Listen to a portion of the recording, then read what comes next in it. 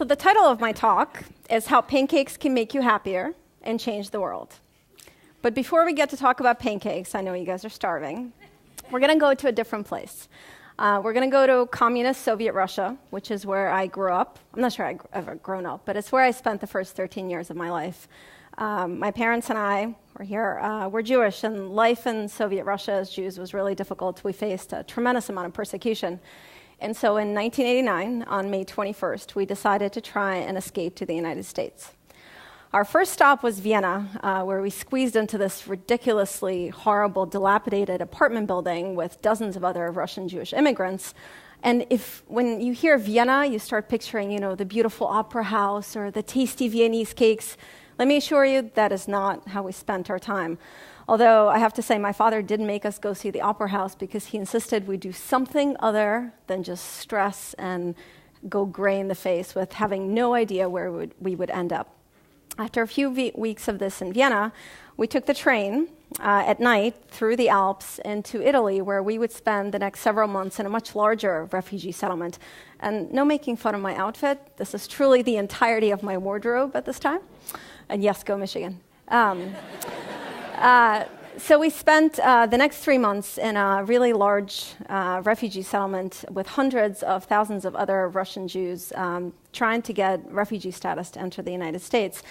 And if this seems like a really odd beginning to a story about becoming happier, you're absolutely right. I think this was probably the hardest experience my family had gone through.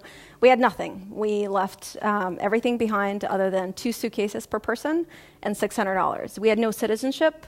We had no idea where we would end up. And, it sounds weird to say, but this is the first time I remember feeling really hungry and not telling my parents about it because they were stressed enough not knowing where we would end up.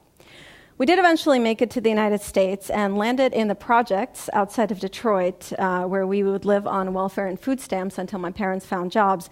This wasn't quite the postcard beginning that I thought, the skyscrapers of New York.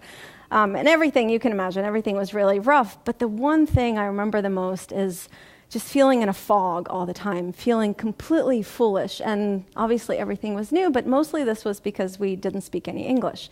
And so I would come home from Scarlet Middle School every day. I'd grab a box of Rice Krispie cereal, because for whatever reason that was a food that was donated to us.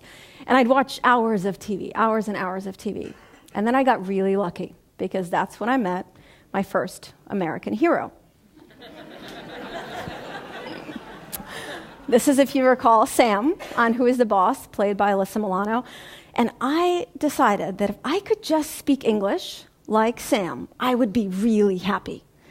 It'd be also awesome if I could have her high-top Jordache sneakers and a pink bedroom, but just sounding like her would make me really happy. And I went nuts trying to learn English. You don't want to hear all the stories. I went to linguistics labs and wouldn't speak Russian for years. And Alyssa Milano, if you are listening to this, truly, you helped me get through one of the worst years of my life.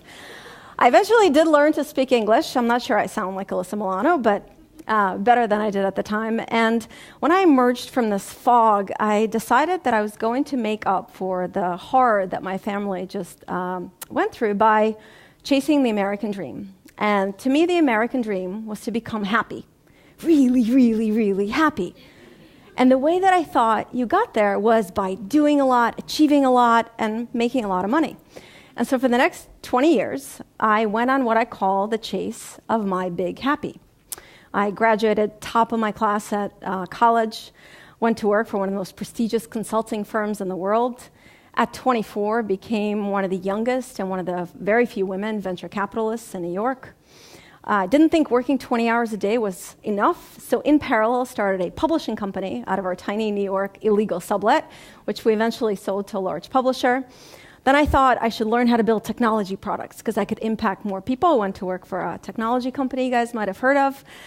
Didn't like the big company stuff, so joined a local startup here in Boston, helped build it and helped sell it to another large company.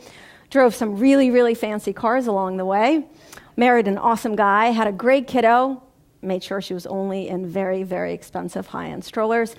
And I learned a lot. I appreciated my life very much, but after 2 decades of chasing the big happy, I wasn't happy at all. I was mostly really, really exhausted. My father's a scientist, so I turned to science to see if I could learn something about being happier, because whatever I was doing wasn't working. And I started looking at the research, and this is when I had what I call my holy crap moment.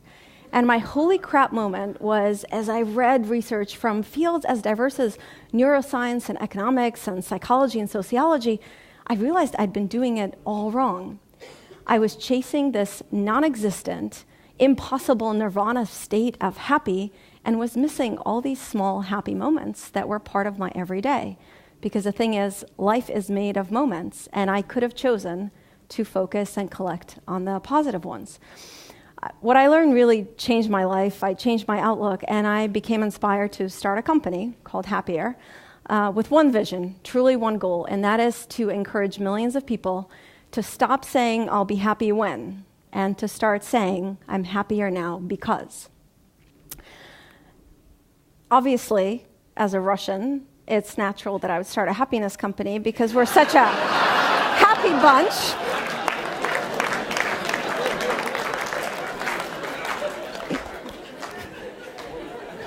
It was obvious to me, at least.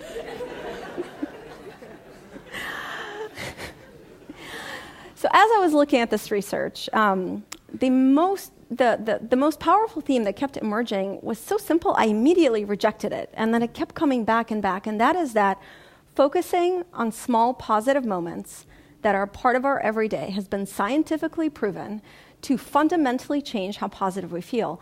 Research has shown that this makes people less stressed, more productive, less anxious, less depressed. This helps kids learn better in school. That helps employees be more productive at work.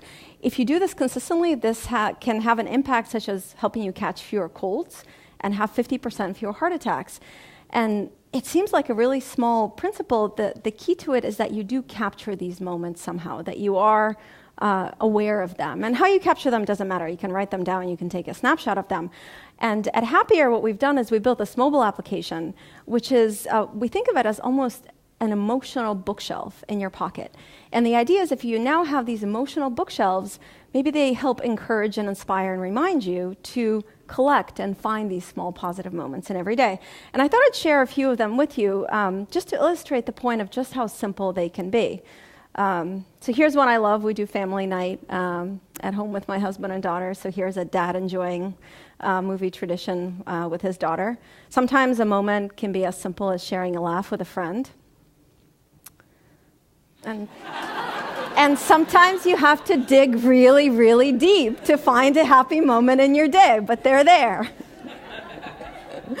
And the idea, again, is just that you collect them, you pause and you focus on them and you reflect on them.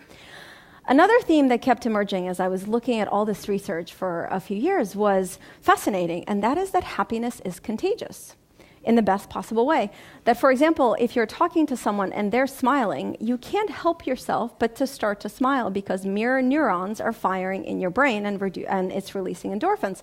Did you also know that if a friend or a neighbor who lives within a mile of you is more positive, you have a 25% higher chance to feel more cheerful and positive yourself? Pretty incredible idea that something as simple as someone being more positive around you or you smiling when you interact with someone can truly impact their happiness as well. A few weeks ago, it was this very rainy, gray, cold Monday, typical June Monday in Boston. And we were dragging our feet in the morning, and so I said, okay, we got to cheer up. Decided to make these crazy pancakes to get my daughter and my husband to smile. Of course, I shared a happy moment about it in Happier later that day. And a few hours later, got a text from my friend, and it said, hey, what'd you use for the hair on the pancakes? I had an awful day. It made me smile. I think I'm going to make them for my guys. It's turkey bacon. I thought we should all spread some happy together because, one of the other very simple ways to get happier is to make someone else smile. So everyone under your seats, you've been wondering what those packets are. Let's ruffle, let's noise them. And in them are these small cards that look like these cards on the screen. What I'd love for you to do, now that the noise subsides, that's actually a very happy noise. What I'd love for you to do is later today, tomorrow, over the next few days, give one of these cards to a friend, a family member, anyone who you'd love to encourage to smile. And if you're watching this, you don't need the cards. You can simply go to smile.happier.com and send that URL to a friend or a colleague. I guarantee you two things. It will make their day awesome, and it will make you feel happier. So you might be sitting here and thinking this all sounds a little too simplistic, a little trivial. You know, focusing on positive things in your day, sharing positive moments with others, helping them smile. Can this really make a difference? Can this actually impact your life? Can it actually make you happier? And I could literally stand here for hours and recite one research study after another, just shows just how powerful this can be.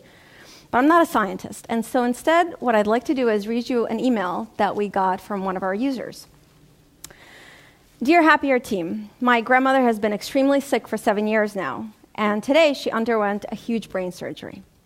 As you could guess, this was life-shaking and extremely nerve-wracking for me and my entire family. Throughout the day, I've been on my Happier, and one by one, happy moment by happy moment, my outlook and mood changed. Happier really did make everything so much easier for me. And one more thing, the surgery went great. Rachel. When I was getting ready for this talk, I asked our developers to pull up some of the actual moments that Rachel would have been looking at in her Happier feed that day as she was sitting there waiting for her grandmother to survive the surgery. And here's a few of them. As simple as having a girls' night out, watching a movie. Someone having some time to play Xbox with their brother. This one makes me really hungry. Finding a great frozen yogurt place and enjoying a small treat.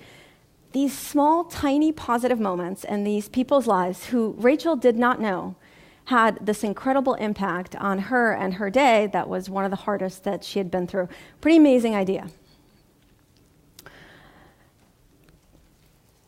One of the things that's really shocked us in a really amazing way in Happier has just been the number of teenagers that have been using the app. We're a young company. Our application has only been out for 4 months.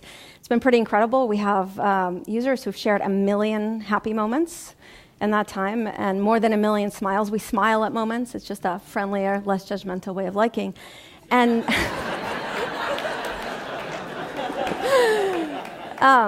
and it's been really incredible to see these teenagers come, and they tell us that this is the only place they can come and hide from the negativity they find on other social media or the bullying at school, that this is the only place they feel okay to say something positive about their parents or themselves. And you know, with the antidepressants in the US being prescribed at a faster rate than ever and to younger kids than ever, the idea that maybe we've built something that could be more than just a fun app, I think that's freaking awesome. So I thought we should end this talk by everyone sharing a happy moment together. In the same packets as the little cards, there's a name tag. And I'd love for everyone to take it out. There's also a pen. And if you're watching this, you don't need a name tag. Open a Word document, pull up a sticky note. And it looks like something like this. And I'd love for you to put your name on it. I know you have TEDx name tags, but this is your Happier name tag. Think of something that's made you happier. It can be earlier today, maybe something you learned while you've been here, something that happened before, it doesn't matter. But write down your happy moment. As soon as I hear the ruffling go down, I know we're there. And again, if you're watching this, it doesn't matter how you capture your moments. If you scribble them on a piece of paper, it's good enough. And I'll share my happy moment with all of you. You know, I started by talking about achievements and how I went and chased achievements. And achievements aren't not important. They make us feel good. And I won't lie, being able to stand here and share my story and share the story of our incredible Happier company with all of you is a huge achievement. And I'm really, really grateful. I really, really appreciate having this chance. But that's not my happy moment. My happy moment is having a chance to share this experience with my parents, who are my absolute true heroes for bringing me here.